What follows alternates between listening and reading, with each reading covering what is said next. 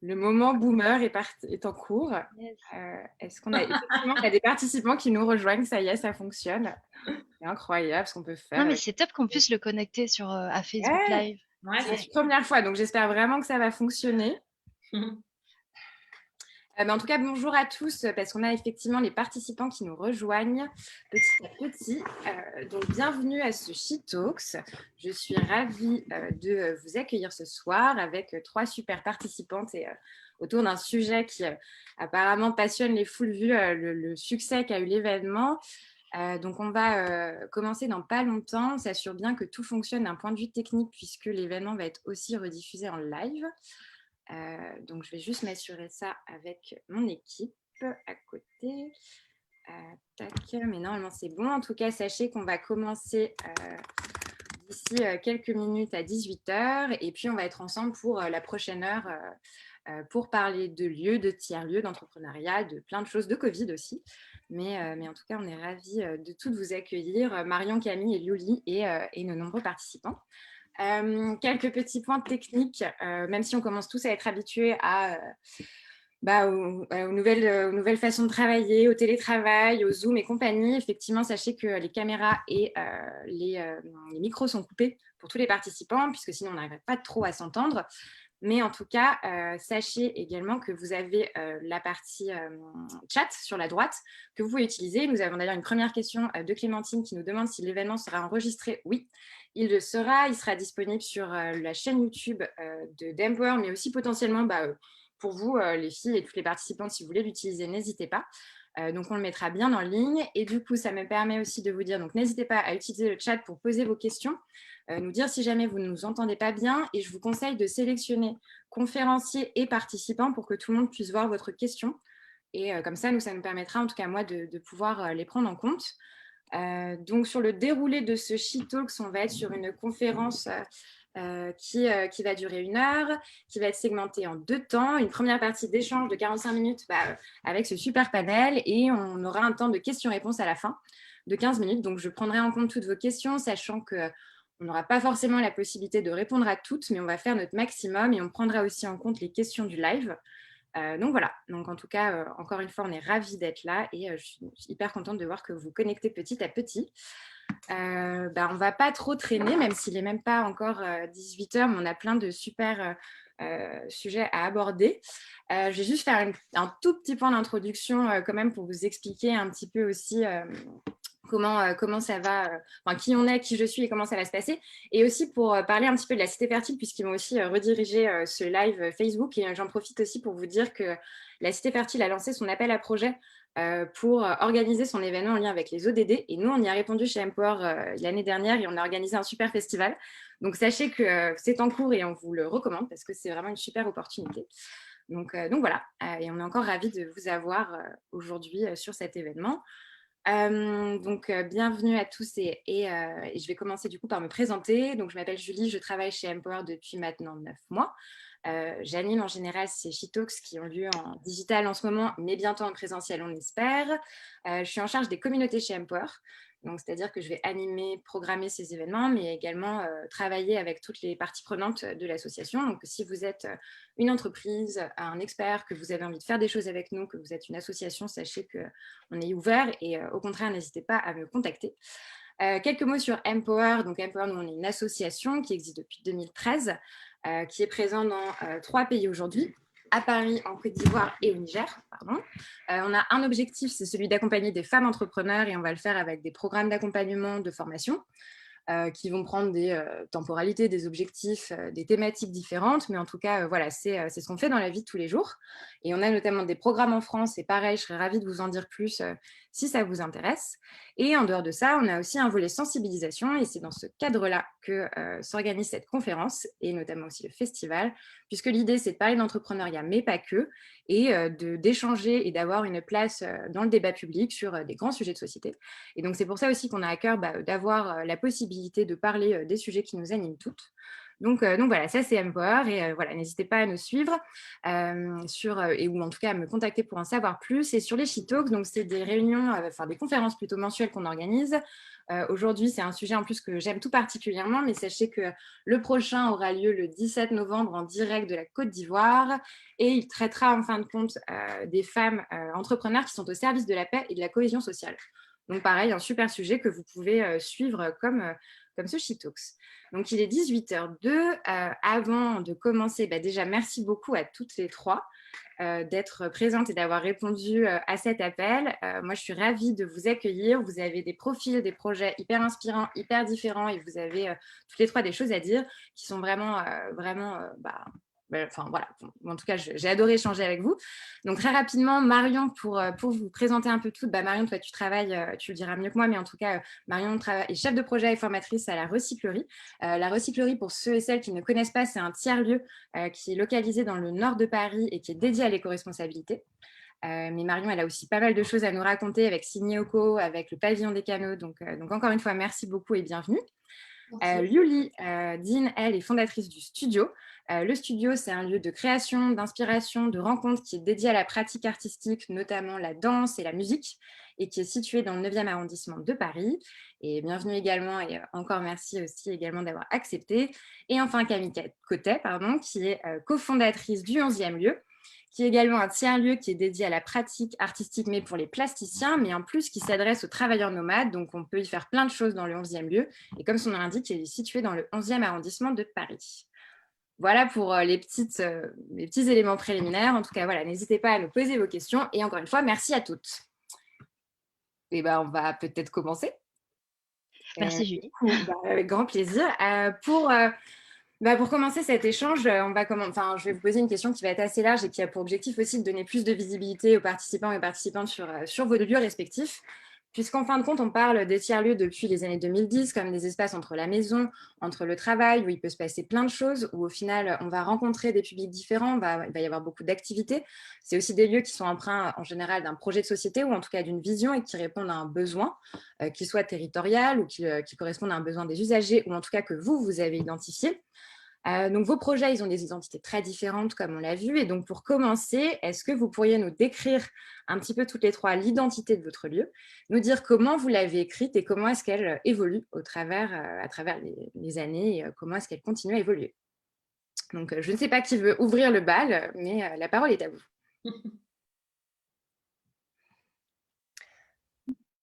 Camille, Marion, Yuli, comme vous voulez. Allez, Marion.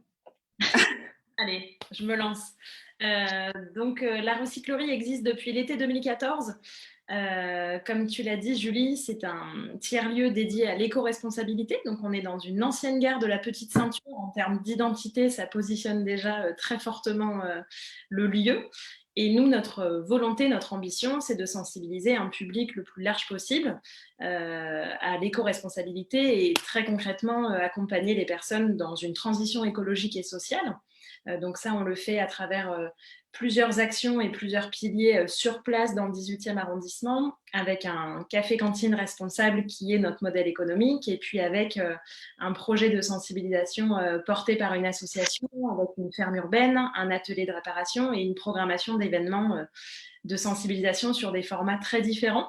On a également une volonté d'élargir un petit peu notre sensibilisation et de la faire à grande échelle avec des supports accessibles à tous et à toutes, pas que parisiens et parisiennes. Donc, on développe des podcasts, on développe des vidéos, on développe des livres, on développe pas mal de supports pour accompagner cette transition. Et l'identité de la recyclerie, elle se rapproche beaucoup d'un objectif, ou en tout cas une volonté très importante chez nous, c'est de parler d'environnement et de transition à tous et à toutes, et de le faire de manière très optimiste, très positive et très constructive. L'idée n'étant pas de mettre un mouchoir sur un constat un peu alarmant, mais plutôt de se poser les questions de quelle est la solution et de qu'est-ce qu'on peut faire ensemble pour construire un peu le monde de demain et une société plus juste et plus durable, en gros. Ok, super. Du coup, Camille, si tu veux poursuivre. Oui, moi j'avais eu du mal à démarrer en fait parce que la question de l'identité, je la trouvais assez difficile. Étant donné qu'on a des publics très variés, je pense que si on demandait à chaque personne qui vient chez nous, aux différents types de populations en tout cas, il y aurait pas forcément de mots communs. Il y en a qui viennent travailler et d'autres plus pour du loisir donc voilà, bon, moi je dirais qu'en fait notre identité, elle s'est d'abord construite, sur, l'ambiance, je crois. C'est un lieu, qu'on a construit ensemble, avec, Nathalie et Marie qui sont mes 2 associées.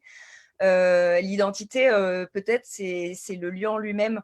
C'est le fait que, en gros, quand on a monté le lieu, on a chiné absolument tous les meubles, qu'on a, mis des nappes wax, qui ont fait une identité visuelle assez forte de notre lieu.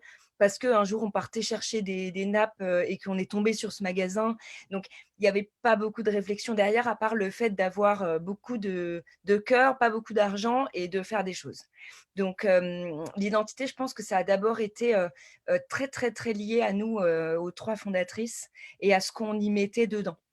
Et après finalement le deuxième pilier un peu, de notre identité, c'est notre communauté et entre, le mélange entre ce que nous on a voulu donner, lorsqu'on a ouvert le lieu et comment la communauté se l'est approprié et ce que les gens ont fait de ce lieu en venant travailler tout simplement, en étant qui ils étaient, et puis, du coup, en initiant avec nous des dialogues, des rencontres, donc la création de projets, donc des idées, c'est arrivé comme ça. Voilà, je pense que c'est une co-construction un peu entre l'intérieur du lieu et l'extérieur, les gens qui sont venus, nous apporter et ben, voilà, leur savoir-faire et leurs idées, je crois. Et puis le dernier élément fort qui a construit notre identité, c'est les réponses à des appels à projets, peut-être, publics ou à des appels d'offres qui nous ont orientés au bout d'un an d'existence, vers des opportunités qu'on n'aurait peut-être pas forcément, démarré seul. Ok, merci beaucoup. Et Oui, du coup, j'aime beaucoup ce que tu dis. Alors, nous, c'est pareil. En fait, nous, on considère que notre lieu, en tant que tiers-lieu, c'est un lieu de convergence. Qu'effectivement, on a toujours un projet au début. Voilà, le studio, à la base, c'était plus un social club pour des danseurs, des musiciens, des amoureux de l'art au sens large, très grand public. On a la volonté de rapprocher à la fois le grand public, le public du 9e arrondissement, celui aussi parisien au sens large, réunir aussi un écosystème associatif et culturel, également les entreprises, qui va à la rencontre du coup des artistes professionnels.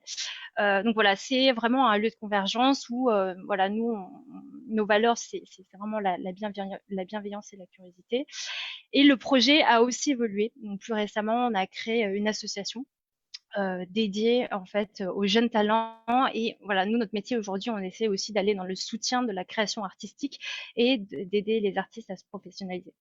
Donc voilà, je pense que les tiers-lieux, il y a ce côté hybride et la co-création qui fait que le projet évolue aussi Ouais. avec le temps. Après, au moment où on crée l'entreprise, c'est sûr qu'il faut établir les piliers et les valeurs. Donc, en tout cas, chez le studio, nous, c'est la bienveillance et la curiosité. ok, super. Bah, merci beaucoup en tout cas pour cette présentation en tout cas qui permettra aux participants de voir un petit peu comment sont vos lieux en fait tout simplement. Si on part de la base et donc de l'origine de vos projets, sachez en tout cas que pour les participants, on a eu un petit temps d'échange avec chacune d'entre vous.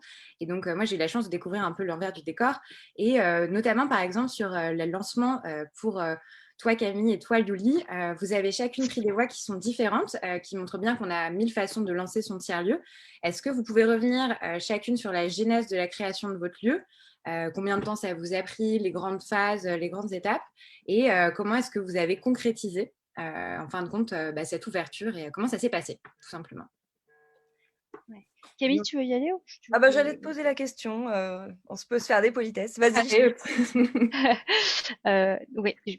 Alors, j'ai eu la chance d'être accompagnée par l'incubateur HEC pour créer du coup mon entreprise. Donc là, j'ai vu dans les questions. Donc notre lieu, en fait, notre établissement, c'est une SAS. Donc à la base, donc j'ai été accompagnée par un incubateur et avant de créer mon lieu, j'ai quand même fait beaucoup de tests pour étudier l'écosystème, pour étudier le concept. Donc à l'époque, je louais des salles, des studios, et puis je travaillais avec des professeurs de danse et de musique pour voir comment on allait créer le produit idéal pour notre public qui sortait du boulot et qui voulait se remettre à la danse et la musique. Et après avoir validé cette étape-là, c'est seulement là où j'ai créé une entreprise. Et là, j'ai cherché en fait des locaux pour m'installer. Donc il fallait des fonds. Donc mon entreprise est 100% privée, donc j'ai fait une levée de fonds auprès d'une quinzaine de business angels donc, qui ont cru dans le projet et je pense qu'il a cru en l'équipe. Euh, donc ils ont investi, donc ils sont actionnaires de la société et aussi une banque nous a accompagnés sur le projet. Donc c'est du 100% privé. On a démarré comme ça, donc ça fait 4 ans qu'on existe. On avait pas mal de difficultés au démarrage, les travaux c'est compliqué. On découvre aussi de nouveaux métiers. On imagine en faisant un tiers-lieu culturel qu'on va faire de la créa toute la journée. Non, c'est pas vrai. Je passe mon temps à faire du juridique, l'administratif, l'immobilier qui est quand même aussi enfin le cœur du sujet. Donc voilà, on a démarré comme ça et ce n'est que récemment qu'on s'est dirigé sur le modèle associatif. Donc en 2020, à l'issue du confinement, on a créé une association pour se concentrer sur certaines actions, on va dire, qui est plus à intérêt général, sur l'intérêt général, voilà, pour compléter notre modèle d'entreprise. Voilà. Très bien. Et juste, du coup, je me permets de rebondir. On nous pose une question directement avec ce que tu viens d'évoquer. Quel type de business angels et comment tu les as trouvés? Je pense que c'est une question qui est hyper importante. Ouais, alors j'ai vraiment de la chance, pareil, c'est que j'ai fait une école de commerce, bon, HEC Paris, donc qui quand même a un super réseau, l'incubateur HEC a un super réseau, donc c'est via ce réseau-là, finalement mon réseau d'école, que j'ai pu rencontrer des gens qui avaient des expertises, donc dans différents domaines, hein, que ce soit de la finance, que ce soit du juridique, des gens qui ont ouvert des restos, des salles de sport, qui ont pu m'accompagner sur chaque métier du coup utile à ce type de projet. Et voilà, de fil en aiguille, on rencontre des gens. Et donc là, c'est plutôt des particuliers, puisque les business angels sont des particuliers. Voilà, donc c'est comme ça que ça s'est fait. Ok, très clair. Et du coup, Camille, de ton côté? Alors moi, de mon côté, donc pour préparer, j'ai écrit des petites étapes un peu, donc ça donne une bonne idée. En gros, l'idée chez nous, elle est née en février 2015, à peu près, début d'année 2015. Pendant une longue période, en fait, ça a été simplement rêver ensemble, des déjeuners pour parler un peu de notre projet, s'envoyer quelques mails, etc. Mais moi, j'étais freelance à l'époque, mes deux associés étaient encore en poste avec des boulots hyper prenants. Et donc, c'était vraiment, elles avaient envie d'un peu de réfléchir à de nouveaux projets. Moi, j'avais la dalle, comme on dit, j'avais vraiment envie de monter une boîte et tout ça. Donc, on en était là. Ce qui s'est passé, c'est qu'en fait, en novembre 2015, Nathalie, la première, a quitté son poste. Et à partir de janvier 2016, on va dire, on était à 100% toutes les deux à plein temps dans la création de la société. Et donc, en fait, le business plan s'est monté, on va dire, en fait, entre janvier et juin. Sachant qu'en juin, Marie, donc la dernière, a rejoint enfin notre équipe et s'est mise à 100% sur le projet aussi. Et en juin, quand elle s'est mise sur le projet, on avait un business plan qui tenait plus ou moins la route. On avait visité 30 lieux ou 35 dans Paris. On avait presque trouvé en fait notre lieu. Et on a créé la société donc en SAS, nous aussi, en juin à ce moment-là. Voilà, juillet, on avait trouvé notre lieu, on s'engueule avec le gestionnaire, enfin l'agent immobilier, on part en vacances en se disant qu'on doit tout recommencer en septembre et qu'il faudra trouver un autre lieu. En septembre, il nous rappelle, on recommence les négociations. Et en gros, on a eu notre signature de bail en novembre En décembre, on a eu notre prêt, genre le 24 décembre, on a eu l'appel de la banquière, sans blague, pratiquement. Et après, on a eu notre permis de construire en janvier. En avril, on a commencé nos travaux. En juillet, on a organisé un énorme week-end où on avait fait toutes les peintures du lieu avec tous nos copains et même des gens qu'on ne connaissait pas qui sont venus peindre avec nous le lieu. Et en septembre, on a ouvert. Ok, bah hyper clair, comme ça peut vous C'est un donner. peu vertigineux quand on le dit comme ça, mais Ouais. ouais. On se rend compte du chemin qu'on a parcouru, du coup, tout d'un coup, j'imagine.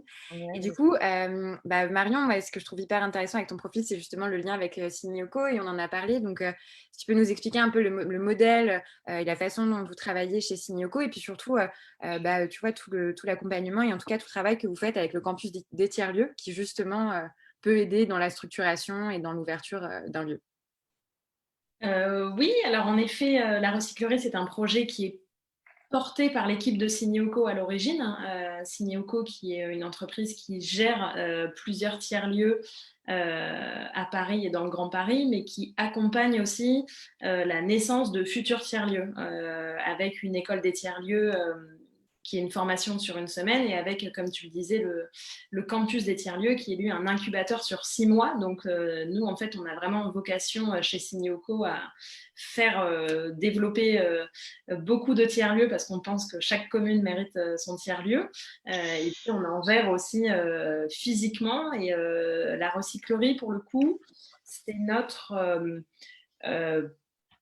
alors, c'est pas le plus gros tiers-lieu en termes de taille, et puis c'est pas forcément comme ça qu'il faut en parler, mais en tout cas, c'est peut-être le projet aujourd'hui qui a la plus grande renommée, de par aussi son histoire. Donc nous, on existe depuis un peu plus de 6 ans maintenant.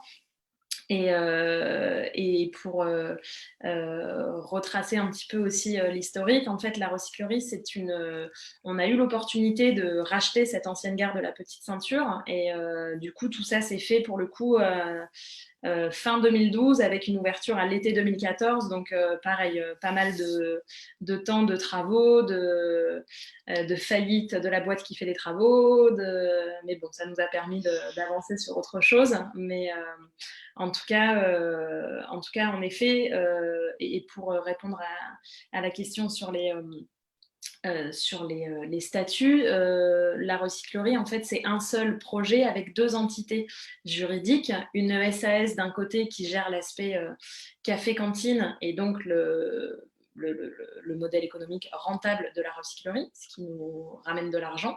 Et d'un autre côté, il y a une association loi 1901 classique, qui, elle, porte le projet de sensibilisation à travers des activités absolument pas rentables, que sont la ferme urbaine, l'atelier de réparation et des événements gratuits pour sensibiliser.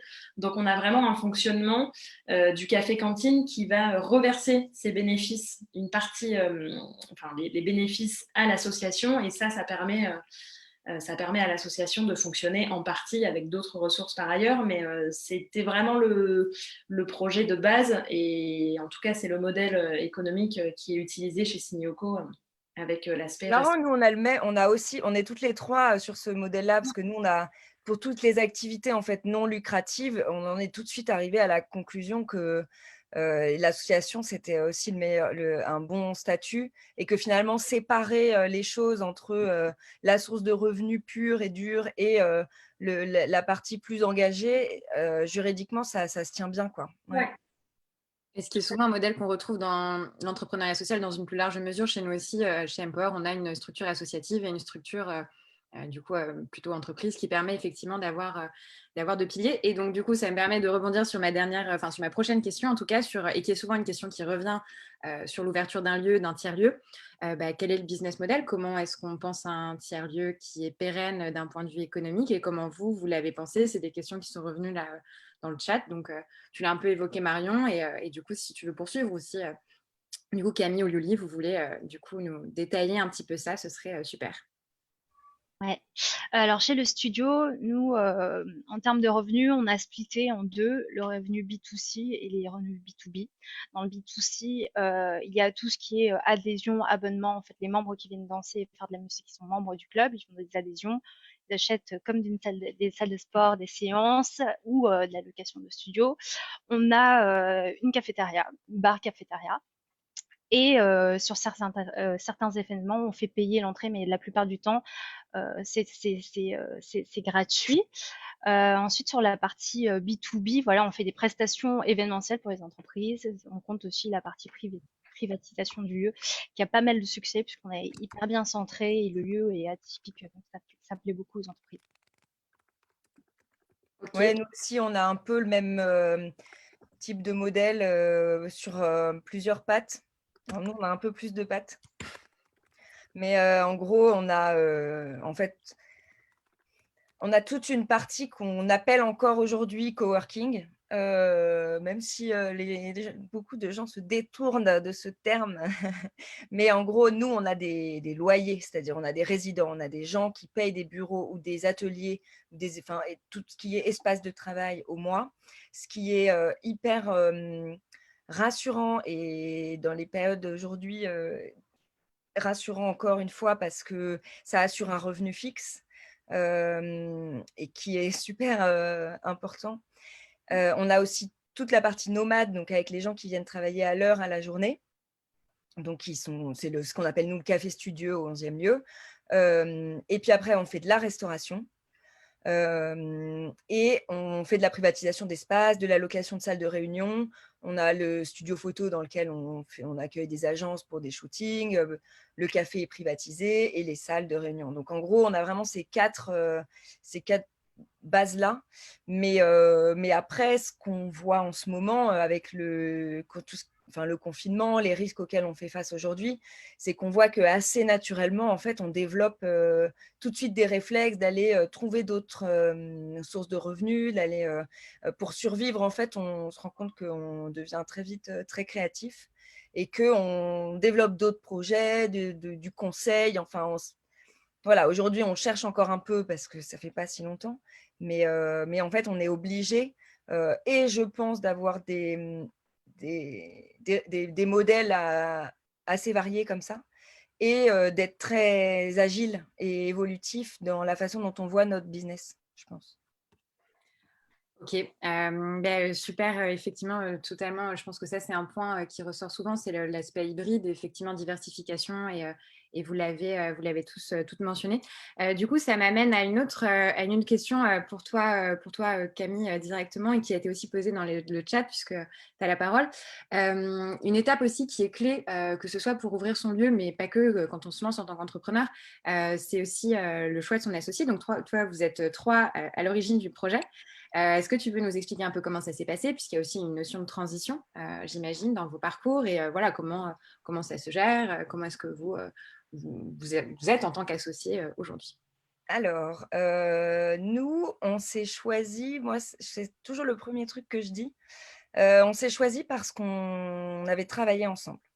On n'était pas à la base des amis, les filles, je vous adore si vous me regardez, mais on s'est connus dans le travail. On savait comment on travaillait toutes les trois et pour moi, c'était un des éléments vraiment clés. J'ai toujours été assez réticente à l'idée mais bon, ça, c'est vraiment personnel, de monter des projets avec des amis proches parce que le jour où ça se casse la figure ou s'il y a des engueulades, l'implication dans la sphère personnelle, elle est très forte.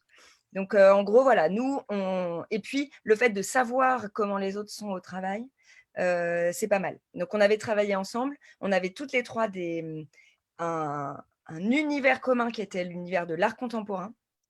Et on exerçait toutes les trois des activités très différentes à l'intérieur de cet univers-là.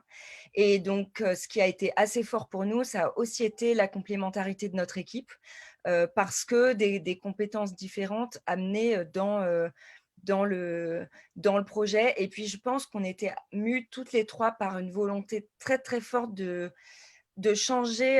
Alors, c'est pas vraiment changer de vie, mais c'est changer notre façon de voir le travail et notre rapport à notre activité professionnelle.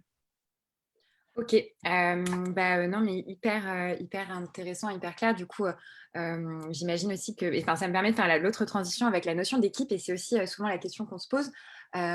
Comment est-ce que ça se passe, votre quotidien, vos équipes? Vous êtes combien aujourd'hui?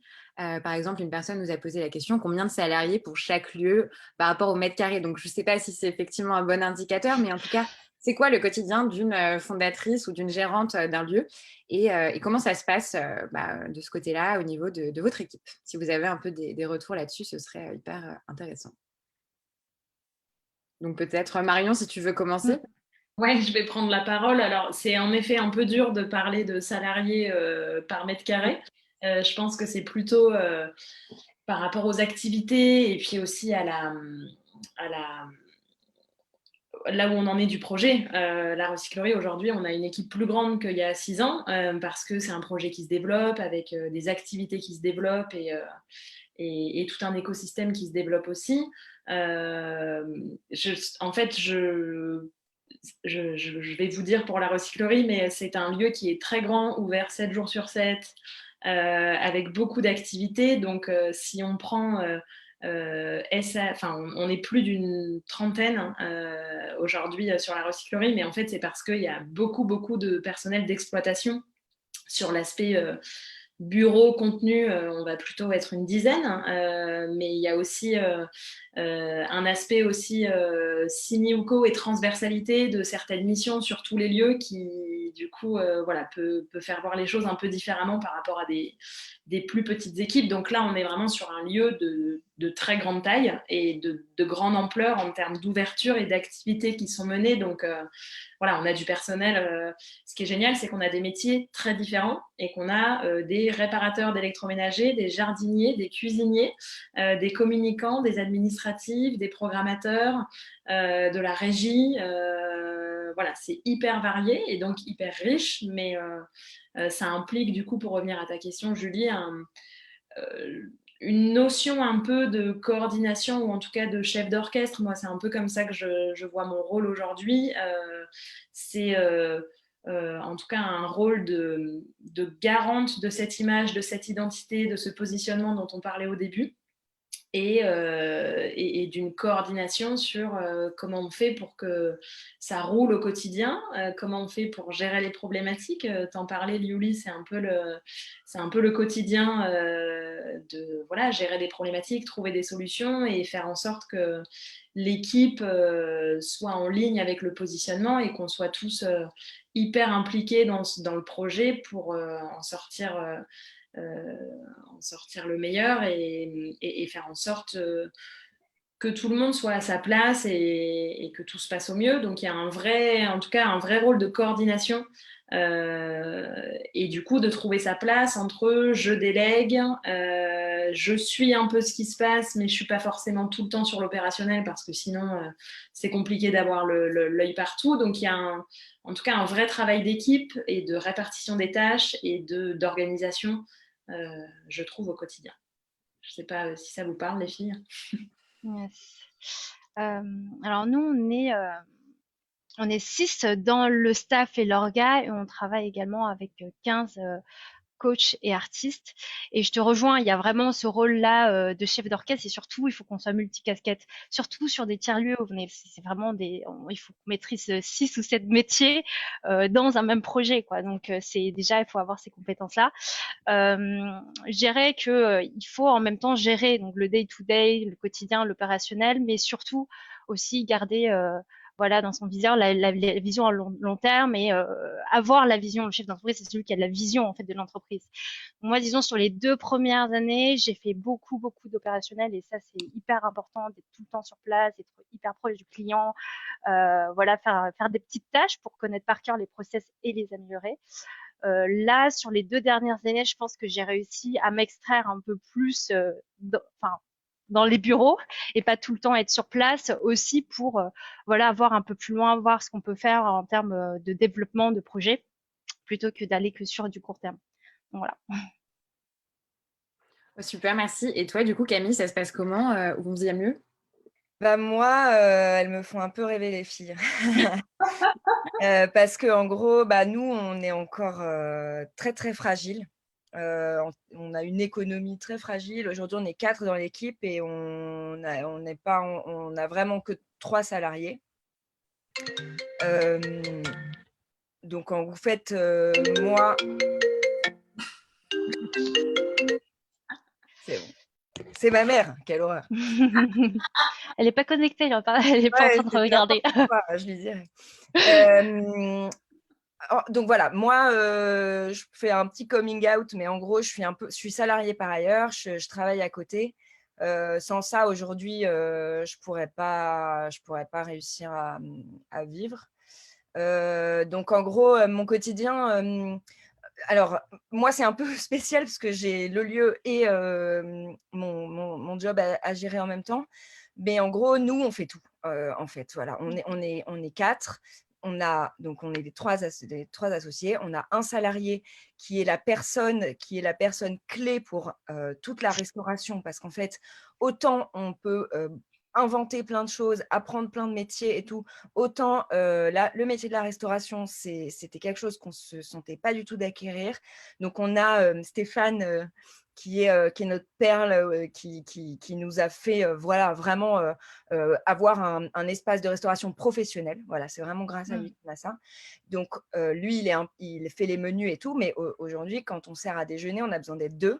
Donc, chacun notre tour. Et depuis 3 ans, les fondatrices, on fait un ou 2 déjeuners par semaine. Voilà, on fait l'accueil, le café, etc.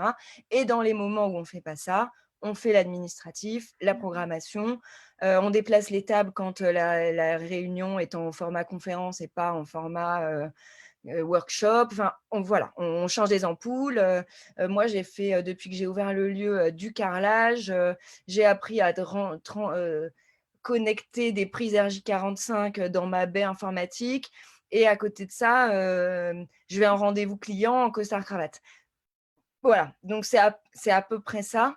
C'est pas toujours évident. Moi, bon, voilà, en étant salariée à côté, ce que je trouve le plus difficile, c'est le switch mental, en fait. C'est vraiment le fait d'aller, changer de sujet, et même, si c'est que 11e lieu, hein, d'aller faire dans la même journée de la déclaration de TVA, la commande des boîtes de cookies et une propale commerciale, et d'aller remettre du papier toilette.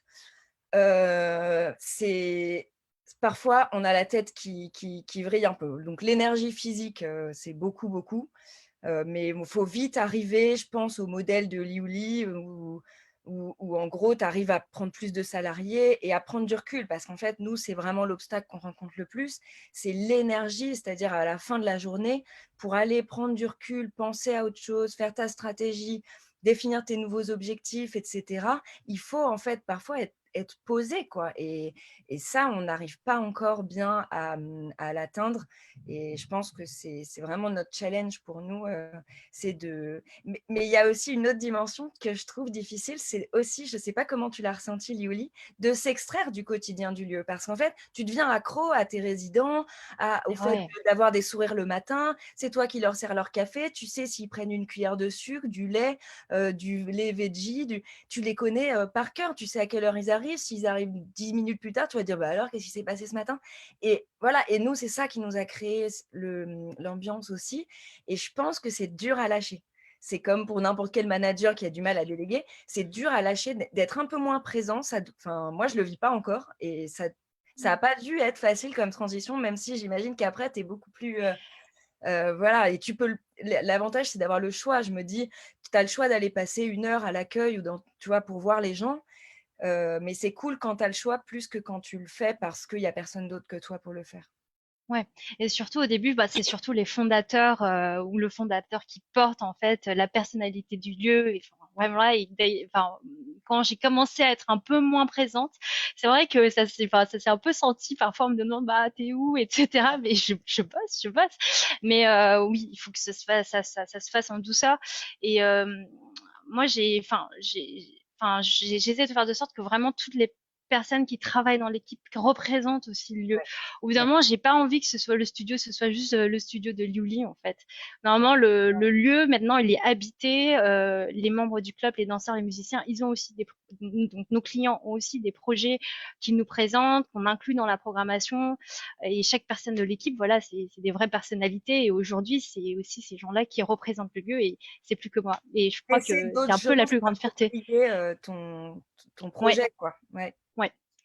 Et bah, du coup, ça m'amène avec tout en douceur à la transition, à la prochaine question, en fait, puisqu'on parle de lieux. Et dans les lieux, forcément, il y a beaucoup de monde qui passe. Et je pense que c'est une question. Et à mon avis, ça fait partie de la vision du projet. Donc, parce qu'on parle de communauté ou en tout cas de public. Enfin, voilà, il y a beaucoup de, j'imagine, de réflexion sur ce côté-là. Donc, comment est-ce que vous, et notamment, je m'adresse à toi, Marion, parce que quand on avait échangé, tu m'avais expliqué qu'il y avait beaucoup de sujets là-dessus. C'est d'assurer un peu la mixité ou en tout cas le brassage, tous ces gens qui passent. Comment est-ce que tu animes comment est-ce que tu vas donner justement ce petit grain de magie qui fait que tu vas avoir des liens et que tu vas pouvoir venir dans un tiers-lieu pour boire un café, tu te retrouves en fin de compte à une conférence ou d'autres choses. Donc voilà, qu'est-ce qui se passe au niveau de ces personnes-là et comment est-ce que vous les gérez au fur et à mesure dans votre espace? Eh bien, alors là, je parle pour la recyclerie, mais c'est un peu ce qui se passe dans tous les tiers-lieux culturels de Signy-Ouko. Il y a une vraie volonté de mixité des publics et je pense que c'est vraiment le propre des tiers-lieux dont on parle là, c'est d'avoir plusieurs activités dans des espaces modulables, t'en parlais Camille, avec des publics différents qui viennent assister à ces activités différentes. Et en effet, je pense que dès l'identité, le positionnement, il y a une volonté très forte d'accueillir tous ces publics-là et de les mixer. Et ça passe à la fois par, en tout cas dans nos lieux, l'aspect très concret d'avoir des portes ouvertes à tous, aucune obligation de consommer, la possibilité de venir boire un verre d'eau, aller aux toilettes, avoir Internet, du chauffage, toutes ces petites choses du quotidien que l'on met à disposition dans nos lieux. Ça passe aussi par l'accueil très humain des équipes et le fait que ce positionnement-là il soit porté par tout le monde et que du coup le positionnement et l'identité soient insufflés des porteurs et porteuses de projets jusque dans tous les membres de l'équipe. Ça, c'est hyper important. Et ça passe aussi par la mise en place d'événements qui accueillent ces publics différents sur des formats différents. Voilà, nous, on organise des troc parties, bourse au vélo, vente Emmaüs, pas mal d'événements qui rassemblent des publics différents, soit qui viennent à ce type d'événements parce que c'est ce que leur permet leurs moyens financiers, soit qui viennent à ces événements plutôt par conviction et idéologie. Et puis, on va avoir aussi des rendez-vous. On travaille beaucoup avec des associations identifiées sur les quartiers de nos lieux, et ça, c'est hyper important de s'intégrer dans un écosystème, parce que nous, partout où on est arrivé, il y avait déjà un quartier, des publics, des structures qui faisaient des choses et qui le font encore. Et donc, nous, on est un peu comme un écrin où on accueille ces associations-là qui connaissent leur public, qui connaissent le quartier. Et ça permet de faire un lien très fort avec des associations qui viennent faire des apéros entre des personnes à la rue et des personnes qui ne sont pas à la rue, avec des associations qui donnent des cours de français aux migrants, mais qui le font dans un joli lieu avec des bonnes choses à boire et à manger, voire des cafés suspendus si les personnes n'ont pas les moyens de se payer un café. Donc il y a ce lien-là très fort. Et ça permet aussi, le fait d'accueillir toutes ces associations, de remplir aussi une programmation et justement en termes d'équipe, de temps, finalement de ne pas tout prendre sur soi et aussi de parfois donner les clés de la maison pour un temps donné et un contenu validé en amont, mais en tout cas vraiment s'entourer de structures et de personnes autour, c'est hyper important pour faire vivre en tout cas la rencontre de ces publics-là, je trouve. Qui est hyper intéressant et totalement, je pense aussi effectivement, et ça peut être un point que tu as soulevé qui est pertinent, c'est notamment le fait de raisonner en termes d'écosystème et de se connecter en fait à ce qui est déjà présent. Et ça me permet aussi de revenir sur un point et qui est ressorti aussi dans les questions, notamment sur l'analyse du besoin. J'imagine que vous avez toutes les trois fait ce travail, il peut se faire à plusieurs niveaux. Que ce soit par exemple sur le territoire, mais aussi au niveau de vos cibles. Comment vous l'avez fait? Est-ce que vous auriez des conseils, des outils? Il y a eu des étapes clés à ce moment-là avant de vous lancer sur ce besoin-là et donc pour être sûr voilà, d'adresser une ou plusieurs cibles et de bien l'identifier. Alors, pour ma part, je l'ai fait de manière assez académique. Finalement, il y a l'étude macro. Bon, bah, alors pour le studio, c'est spécifique, mais voilà, des tendances macro sur les habitudes des Français ou des Franciliens, sur leurs pratiques de loisirs événementiels et culturels. Bon, ça, c'est des données qu'on trouve sur le site du ministère de la Culture, par exemple. Et puis ensuite, bien sûr, on se rapproche de notre cible et voilà, on va étudier un échantillon, on va co-construire le projet en fait avec, par exemple, 200 clients qui sont dans la cible qu'on aura identifié.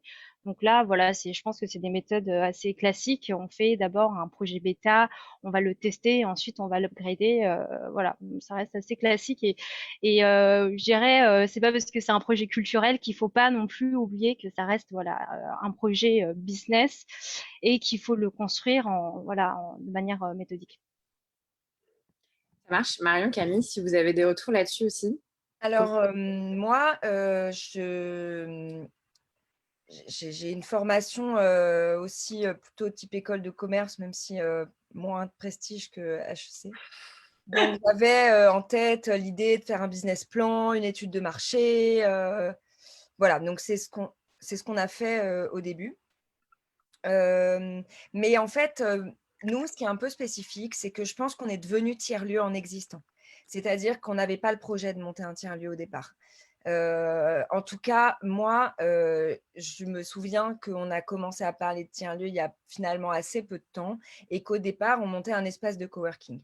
Je ne sais pas si vous étiez dans le coin en 2015, mais ça parlait que de ça. Les subventions, le département Île-de-France avait balancé 2 millions d'euros ou je ne sais plus combien pour les aides à créer des coworking et tout, ce que maintenant est le tiers-lieu en fait. C'est-à-dire le coworking il y a 5 ans, c'était le tiers-lieu aujourd'hui en termes d'intérêt des pouvoirs publics, d'arriver en France.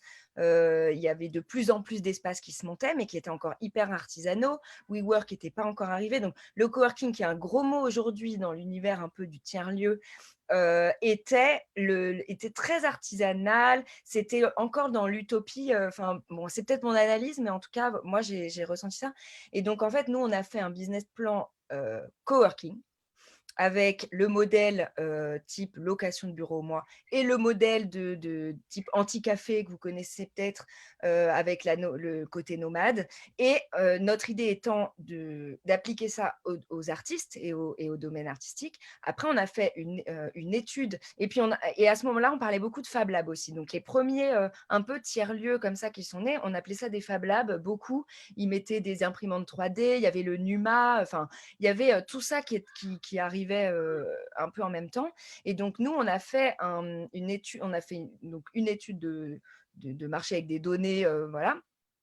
Et on a fait des petits questionnaires qu'on a balancés à tout notre réseau, orientés vers les artistes, parce qu'on avait l'impression que la cible travailleurs nomades, elle était déjà bien adressée et qu'on savait à peu près comment les gérer ou ce dont ils avaient besoin. Mais les artistes, comment faire pour faire du coworking pour artistes, quoi. Donc, on a fait, voilà, en disant voilà, comment vous voulez. Et donc, on a fait ça au début. Et en fait, le tiers-lieu, pourquoi on est devenu tiers-lieu, c'est que d'abord, on a eu envie de s'ouvrir aux populations du quartier et c'est là où je rejoins énormément Marion. Le fait d'aller faire du tiers-lieu est total et c'est impossible de le déconnecter, d'aller s'associer au tissu local et aux acteurs du territoire. En fait, c'est vraiment, arriver comme ça et dire: «Boum, on va faire notre truc», c'est pas enfin, c'est con, en fait. Pardon. Mais en gros, l'idée, c'est pour faire du tiers-lieu, c'est que tu vas aller voir les gens du territoire et tu vas leur dire: «Mais de quoi vous avez besoin, en fait?» Et en gros, nous, on est devenus tiers-lieu parce que les gens arrivaient chez nous: «Ah, vous avez des salles? Ah ouais, ah, c'est trop cher». Tu vois? Des associations, donc les entreprises, on leur louait des salles, très bien et puis les associations qui avaient besoin de salles, ben, c'était trop cher donc on s'est dit: «Bah, nous, on avait besoin de sous, eux, ils n'avaient pas de sous, donc on a diminué nos prix par 2 et tac, on a fait des trucs pour les associations. Après, on a répondu à un appel d'offres et hop, on s'est mis à faire des prix, étudiants demandeurs d'emploi. Après, on avait des fringues à vendre et hop, on a organisé un vide-grenier et là, les gens du quartier sont venus acheter des fringues à 2 € et là, on s'est dit: «Mais c'est génial!»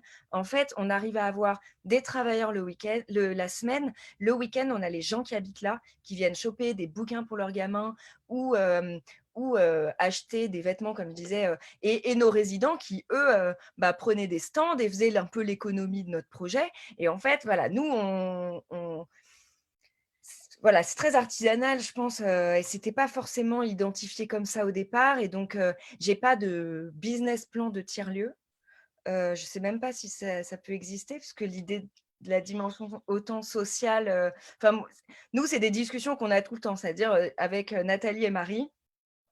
Moi, j'essaie de toujours être garante de la partie, business, genre il faut qu'on gagne de l'argent, sinon on ne vivra pas. Et j'ai toujours en face de moi, par exemple, Nathalie qui va, vouloir, tout offrir gratuitement à tout le monde. Elle va me détester si elle voit ça, mais bon. Et donc on se bat, on se bat tout le temps. Et en fait, c'est comme ça qu'on a fait un super lieu. C'est parce qu'on n'a jamais réussi à se mettre d'accord et qu'on a tout fait, en fait. Enfin, je caricature énormément, mais Non, mais c'est hyper intéressant et surtout de voir que ça évolue. Par exemple, c'était une des questions, comment on fait pour pas s'éparpiller? Parce que parfois aussi, à un moment, il faut accepter de lâcher prise, de tester des choses sur des opportunités, des intuitions que vous avez. Et puis, vous verrez comment votre lieu évolue et pas être attaché à une idée de base, forcément, et la laisser grandir. Je voudrais juste avant de laisser la parole un peu, parce qu'il y a beaucoup, beaucoup de questions. Moi, ma dernière question, et qui n'est pas des moindres, puisqu'elle est clairement en lien avec l'actualité, je pense que c'est une question que tout le monde se pose. Comment ça se passe avec le Covid à tous vos niveaux? Comment est-ce que vous envisagez la suite et bien évidemment la pérennité du modèle, de vos modèles? Est-ce que vous avez vu, ou en tout cas vous imaginez des évolutions qui vont perdurer? Enfin voilà, qu'est-ce qui se passe en ce moment pour vous et comment vous envisagez l'avenir par rapport à la crise actuelle? Marion, peut-être si tu veux du coup commencer. Oui, je rejoins un peu ce que disaient les filles sur l'aspect comment on transforme un peu des contraintes en opportunités et comment ça nous amène à être créatifs et à repenser des choses. Et justement, c'est un peu l'avantage d'être un tiers-lieu et de faire plusieurs choses. On n'est pas enfermé dans une seule et du coup, ça nous pousse à développer d'autres choses. En ce qui concerne la recyclerie et les tiers-lieux de Signoko, on est bien aidé par ce qui a été mis en place par le gouvernement en termes de chômage partiel, en termes de prêts garantis par l'État.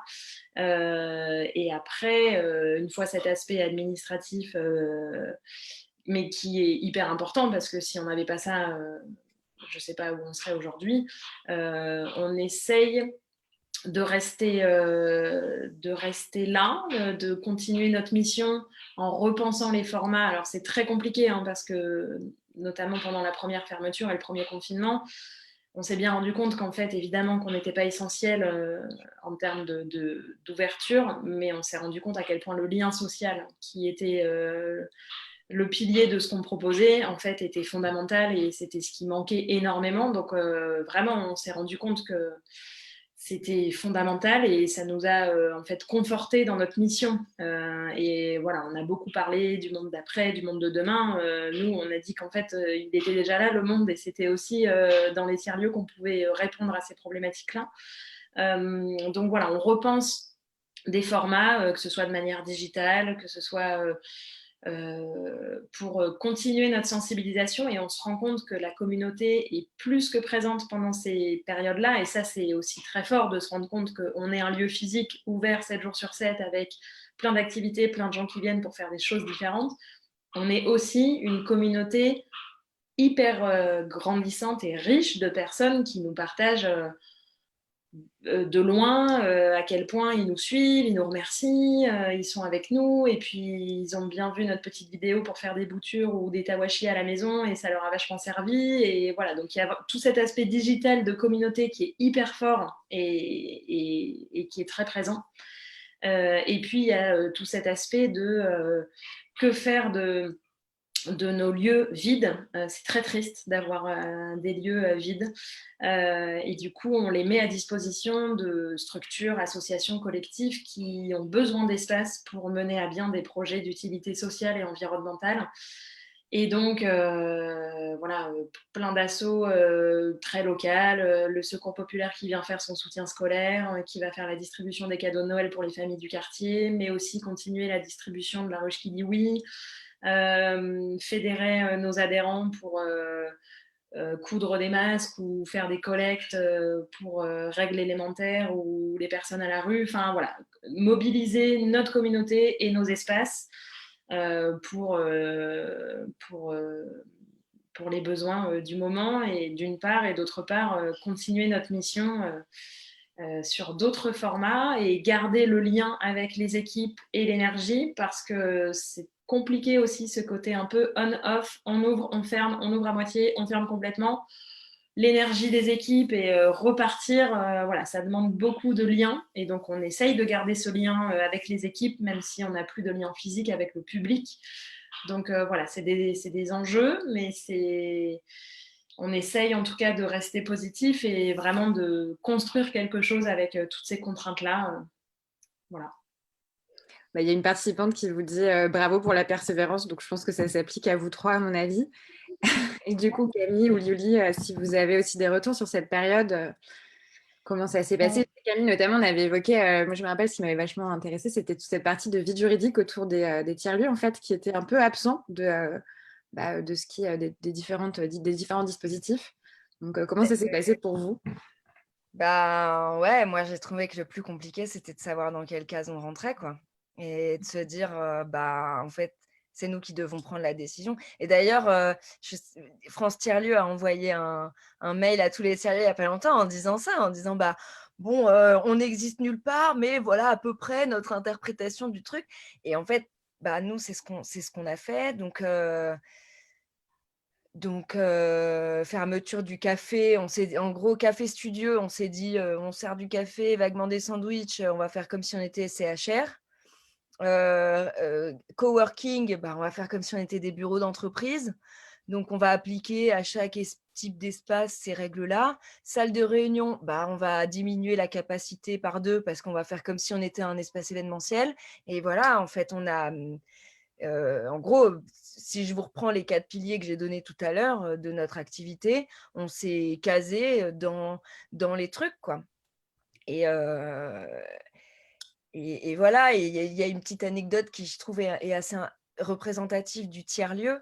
C'est qu'on est allé voir notre banque il n'y a pas longtemps, et puis on demande un peu quelles sont les solutions pour nous. Donc évidemment, on a eu le PGE aussi et tout ça. Et là, la banquière nous dit, bah, c'est génial. Enfin, il y a une belle opportunité, c'est qu'on a suspendu de 6 mois de plus. Donc, quand il y a eu en mars, on a enfin, en gros, ça peut répondre à une des questions qui ont été posées tout à l'heure. Nous, on a fait un peu d'apport personnel et beaucoup d'emprunts bancaires qu'on a garantis personnellement. Donc, ça, je ne le conseille pas à grand monde, hein. On était tout à fait insouciante quand on a monté notre projet. Et donc, voilà. Et en gros, on rembourse beaucoup d'argent à la banque tous les mois. Et on a suspendu nos remboursements pendant 6 mois. Et en fait, la banque proposait de prolonger cette suspension de 6 mois, ce qui est énorme. Et surtout, nous, c'est un très gros pourcentage de nos charges. Enfin, voilà. Et en fait, on n'avait pas le bon code NAF. Parce qu'ils avaient réparti par code NAF, donc c'était pour tout ce qui était tourisme, événementiel, je sais pas quoi. Et nous, voilà. Et en fait, on pouvait rien faire.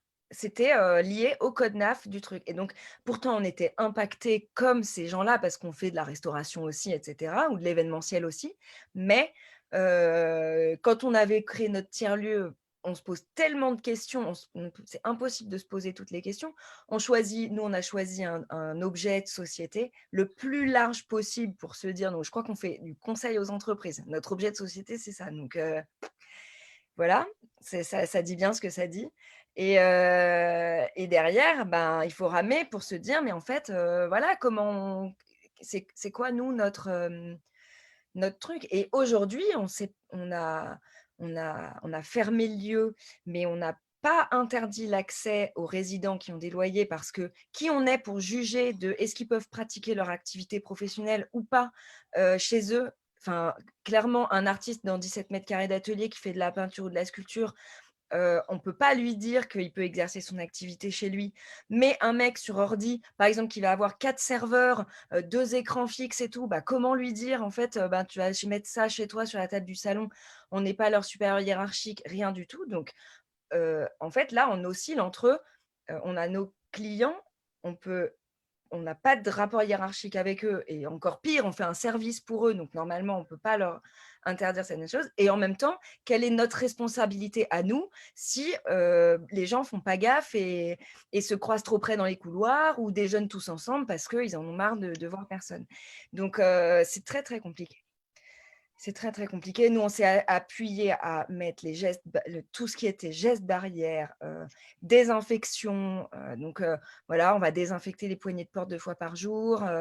On, voilà, on a mis tout ça, des masques, le port du masque et tout ça, espacer les trucs. Mais à partir de là, je ne sais pas vous dire aujourd'hui si on est dans les bonnes décisions ou pas. Voilà. Je pense que c'est du cas particulier et ça dépend tellement de plein de vecteurs en fait, qui concernent chacun des lieux et de Ouais. réponses. Enfin, là, pour le coup, c'est vrai qu'il n'y a pas vraiment je pense, de recette, enfin, comme pour Non, tout. en fait, l'idée, c'est d'être citoyen, je pense. C'est juste de se dire, ben, on contribue pas à ce que ça se diffuse, tout en gardant notre, position par rapport aux gens, qui n'est pas une position de donneur de leçons non plus, quoi. C'est sûr. Et du coup, Luli, toi, pareil, comment ça s'est passé cette période et qu'est-ce que vous avez mis en place ou en tout cas, comment tu envisages un peu l'avenir par rapport au studio? Alors, la période évidemment horrible, hyper stressant, hyper compliqué, etc. Bon, il y a quand même, bon, l'idée là, c'est vraiment de tenir, enfin de tenir tout simplement. Le lieu, nous, on est fermé au public. Après, oui, l'artiste qui était en résidence, lui, donc c'est un intermittent du spectacle, donc il peut continuer à venir, mais disons que sur le lieu lui-même, on gagne pas d'argent, on n'a pas de revenus sur ces périodes de confinement. Évidemment, c'est très compliqué, mais bonne nouvelle, c'est que à chaque fois qu'on réouvre, enfin on espère qu'en décembre ça sera le cas, mais quand on a réouvert, le public était super heureux. Enfin, tous nos cours étaient dedans, c'était plein. Les événements qu'on a pu faire dans les limites de la jauge étaient pleins aussi. Donc, je pense que en décembre, en janvier, quand on pourra réouvrir, les gens seront très très contents de revenir. Et aussi, ben, la période nous permet aussi d'avancer sur des projets de développement. Donc nous, on est en train de bosser sur des projets digitaux. Donc on a passé nos événements et nos cours en ligne sur Zoom. Et on bosse aussi sur la création d'une application mobile pour apprendre à danser. Donc, voilà, on est passé clairement sur du digital, même si voilà, moi c'est mon bébé, mon cœur va vers le lieu physique. Voilà, c'est un peu mon premier amour, mais c'est aussi l'opportunité de se réinventer. Donc, on est passé sur du business digital. Ok, bah, merci beaucoup, c'est hyper clair. On peut peut-être prendre quelques questions parce que moi j'en aurai encore plein d'autres, mais effectivement il y en a eu beaucoup, beaucoup, que ce soit sur Facebook ou directement là sur Zoom. Notamment une qui est revenue très souvent sur le lien, là c'est peut-être toi plutôt Marion, sur le lien avec les collectivités locales. Donc on a mentionné la notion de territoire, etc. Et je pense que c'est un point qui ressort aujourd'hui sur les tiers-lieux. Est-ce que vous travaillez avec des collectivités? On a mentionné les appels à projets. Comment ça se passe et voilà, quelle relation par exemple vous avez avec les élus, avec un peu les acteurs publics ou institutionnels par rapport à ça et ce qui vous aide, de quelle manière, voilà. Alors ça, je pense que ça dépend vraiment de chaque lieu. En ce qui nous concerne, nous, on a, par exemple, la recyclerie, on est propriétaire des murs, là où au Pavillon des Canaux, c'est une convention d'occupation avec la ville de Paris. Donc là, on a clairement des relations un peu comme un locataire avec un propriétaire. Après, même quand en tout cas des relations avec les collectivités et le territoire, je pense qu'il en faut, de la même manière qu'il faut faire cette veille de territoire. En fait, la commune, la mairie d'arrondissement ou autre peut vraiment soutenir soit financièrement, ça c'est possible selon les projets, soit peut-être au-delà d'une subvention de fonctionnement qui est un peu de plus compliqué, sur des appels d'offres justement un petit peu ciblés sur des thématiques en particulier. Nous, on répond à des appels d'offres sur la protection de la biodiversité pour acheter une ruche pédagogique et faire des ateliers autour de l'apiculture pour les enfants, par exemple, ou donc des choses très ciblées. Et puis après, au-delà de l'argent, je pense que c'est important d'avoir en tout cas des bonnes relations, mais il peut y avoir un soutien, même s'il n'est pas financier, sur le quotidien, des problématiques qui sont rencontrées. Et voilà, les collectivités locales, les mairies ont aussi un rôle à jouer dans la mise en relation avec l'écosystème, dans tout ça. Donc voilà, nous, en tout cas, on n'a pas on n'a pas de relation particulière, ou en tout cas qui dépend aussi selon nos lieux, parce qu'on là sur tous nos lieux, on a 3 arrondissements et 2 villes différentes, donc ça change aussi selon les arrondissements et les équipes, mais en tout cas avoir un lien, je pense que c'est important. Ouais, effectivement. Et après, Yuli et Camille, je ne sais pas ce que vous me direz, mais c'est aussi possible de faire sans subvention publique et en fonds propres. Et c'est souvent aussi une question qui était ressortie sur comment vous allez chercher ces fonds-là. Donc, comme quoi, il y a vraiment beaucoup, beaucoup de modèles très différents. Ce serait difficile de pouvoir la donner aux participants. Voilà, donc la recette, c'est aller chercher tel fonds public, tel fonds privé, mettre tout ça ensemble et vous aurez un business plan. Donc, je pense que c'est vraiment à chaque, comme tu dis, au cas par cas et à chaque lieu, à chaque projet de trouver son modèle. Une autre question aussi qui est ressortie et du coup qui est plutôt en lien avec l'espace. Comment vous avez choisi vos lieux? Parce que le lieu aussi, c'est un espace. Comment vous l'avez aménagé? C'est quoi le rôle? Tu l'as mentionné, Luli, par exemple, de l'immobilier, parce qu'on parle quand même de murs. Et par exemple, est-ce que vous êtes propriétaire? Enfin voilà, comment ça se passe en fait d'un point de vue immobilier et au niveau entre vos 4 murs, on va dire? Ouais. Alors, nous, chez le studio, c'est un bail commercial 369 classique. Après, nous, on est implanté vraiment au cœur du 9e arrondissement. C'était un choix aussi par rapport au public qu'on voulait viser et la volonté d'être Paris hypercentre pour aussi que ce soit hyper accessible. Depuis partout de l'Île-de-France. L'aménagement, évidemment, ça, ça a un rôle central. L'idée, c'est de créer effectivement des espaces modulables qui puissent avoir une âme, on sente que c'est un lieu arty. Donc ça, évidemment, nous, on a bossé avec des archives d'intérieur, on a aussi bossé avec un artiste qui a pensé la scénographie du lieu.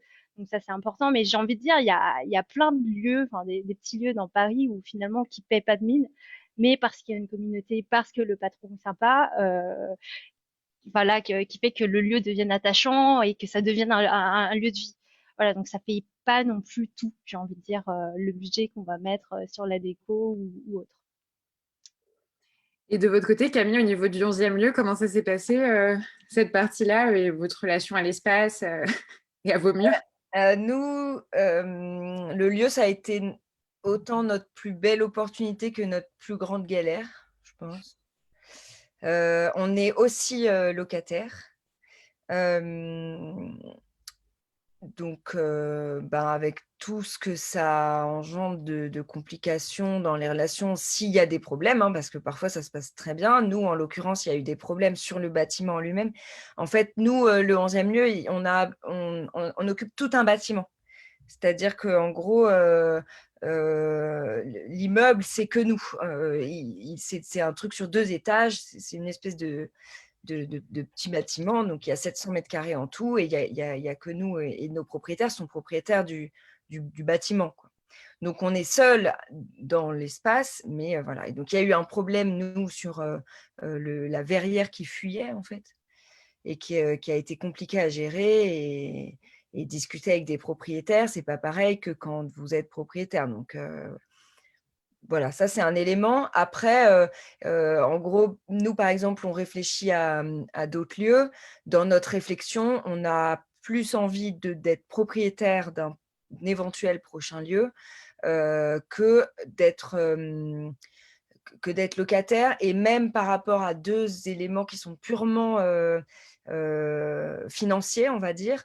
Mais emprunter pour acheter pour une banque, c'est quand même plus rassurant parce que si vous n'arrivez pas à rembourser, ils revendent le bien. Enfin, voilà, c'est faire des travaux dans un lieu qu'on loue, ça se justifie moins facilement. On n'est pas propriétaire de nos investissements à la fin. Et donc, il y a certains éléments à prendre en compte. Mais le loyer, c'est aussi moins de mise de départ. Être sur un loyer avec un bâtiment qui n'a pas besoin d'énormément de travaux, la mise de départ va être largement différente d'être sur un achat de bâtiment. Et pour nous qui sommes Paris ou Petite Couronne, on est sur des budgets qui sont vraiment énormes, surtout avec les ambitions qu'on a de faire des lieux d'accueil, donc très grands, et on ne va pas aller louer un local commercial de 50 mètres carrés, quoi, ou acheter. Et du coup, on a une petite question directement en lien avec la prospection. Est-ce que vous avez des tips? Vous êtes passé par qui finalement? Par des agences? C'est du bouche à oreille? Comment ça s'est passé? Nous, c'était agent immobilier, clairement. Et nous, c'était seloger.com.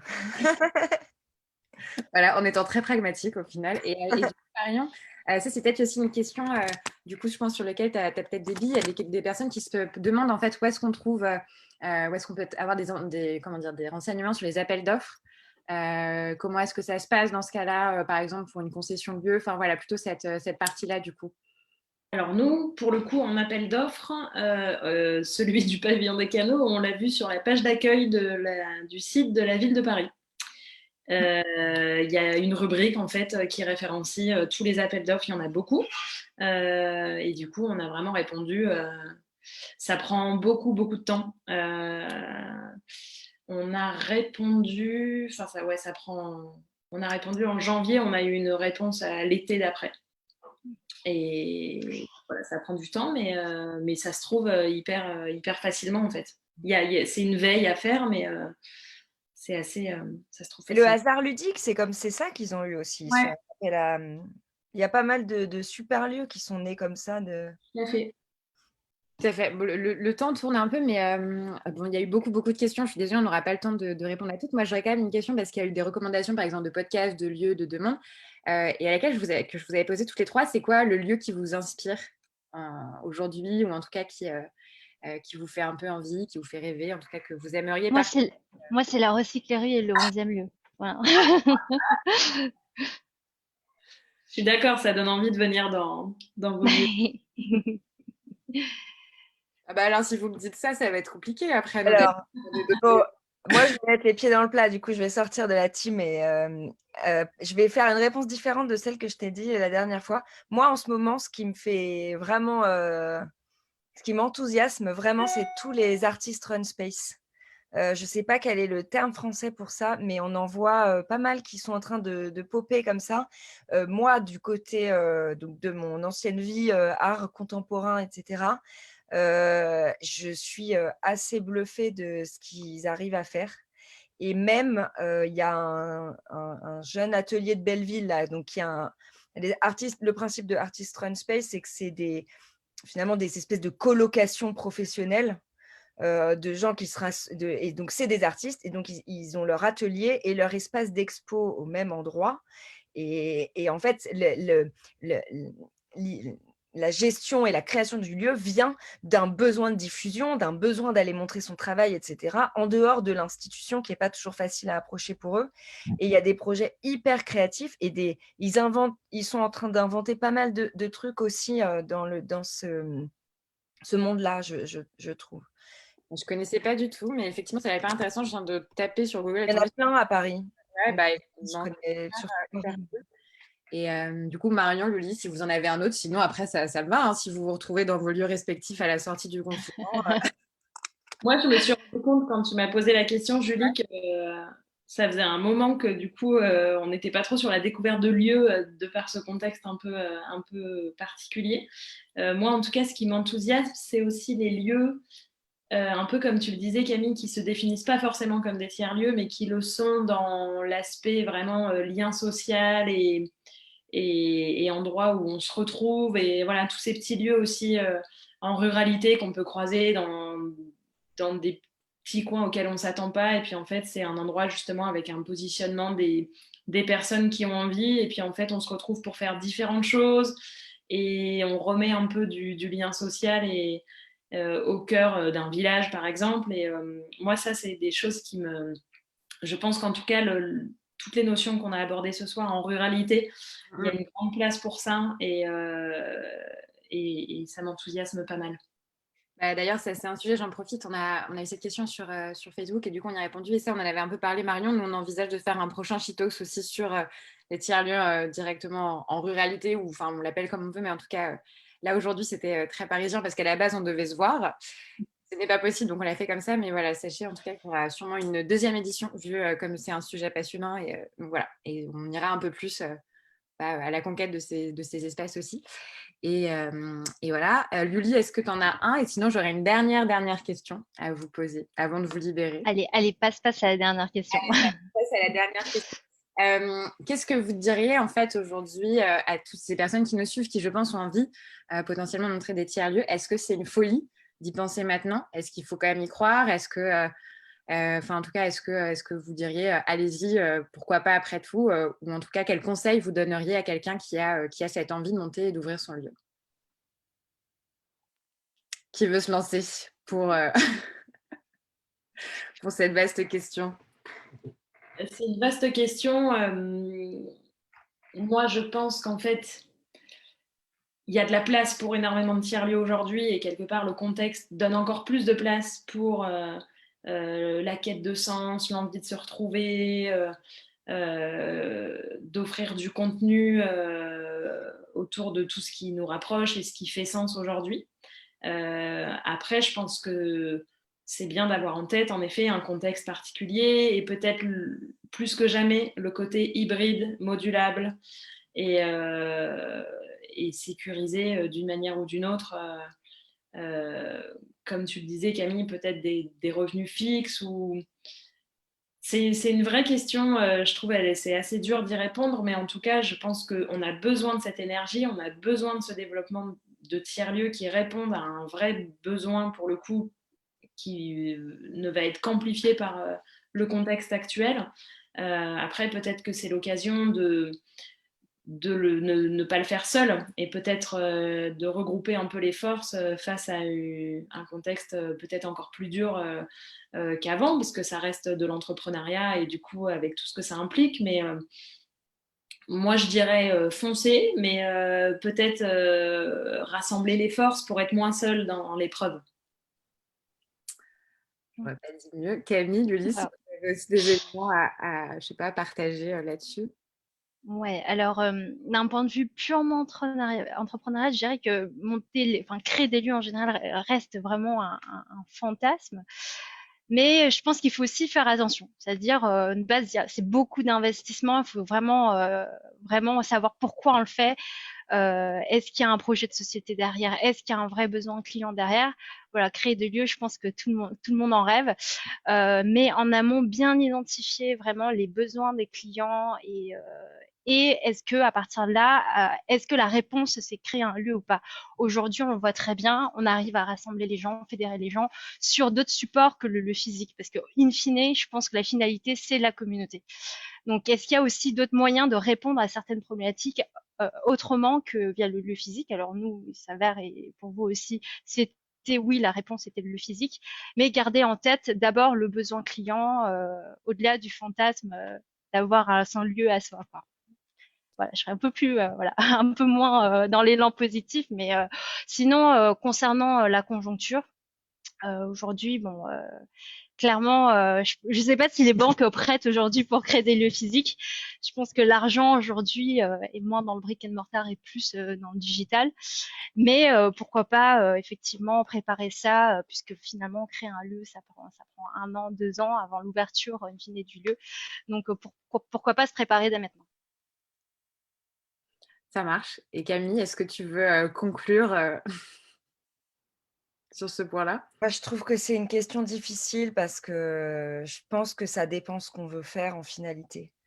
Et ça dépend si on a envie de monter une société pour faire de l'argent, si on a envie de monter une société pour être avec des gens. si on a envie de gagner 3 000 parce que ça nous suffit ou 10 000, si on a envie de…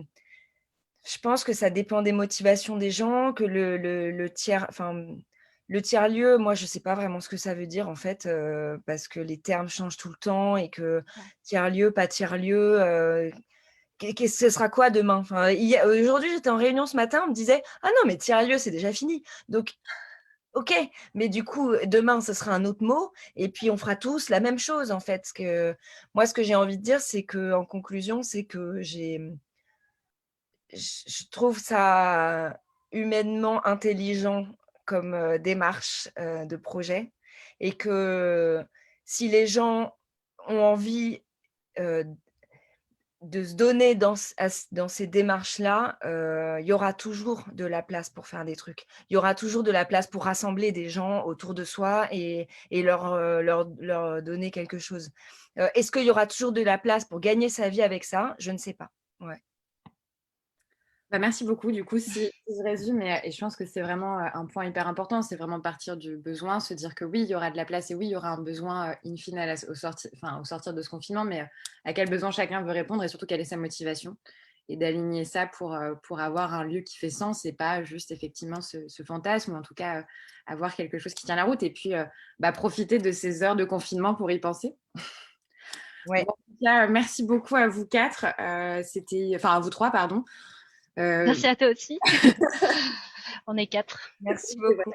Mais c'était surtout vous, vos retours d'expériences qui sont hyper intéressants, hyper enrichissants. La diversité, c'est ça aussi qui nous plaît avec ces conférences, c'est d'avoir des profils, des parcours vraiment tous plus chouettes les uns que les autres et hyper inspirants. Puis d'avoir des conversations, on a l'envers du décor, où on se dit les choses et c'est vraiment agréable en tout cas. Donc, moi, j'ai beaucoup apprécié passer cette petite heure et quart avec vous. En tout cas, pour la suite, sachez effectivement que la vidéo sera disponible, mais surtout, on espère pouvoir se voir en vrai et aller découvrir vos 3 lieux. Ce serait vraiment super et on enverra un mail à tous les participants, en tout cas Zoom, ceux pour qui on a le lien avec tous les éléments sur vos lieux, etc. Donc, en tout cas, tous ceux qui ont eu des questions, même si on n'a pas pu y répondre, en tout cas, j'espère que ça a été bénéfique. En tout cas, moi, j'ai vraiment adoré. Donc, merci beaucoup. Et puis, on se dit à très bientôt. À toi. Ouais, merci pour l'invitation. beaucoup. Avec grand plaisir. Merci pour l'échange, c'était super. Ouais, carrément. Et puis, on espère à très vite. Ouais. À très bientôt. Bonne Au revoir. soirée. À bientôt.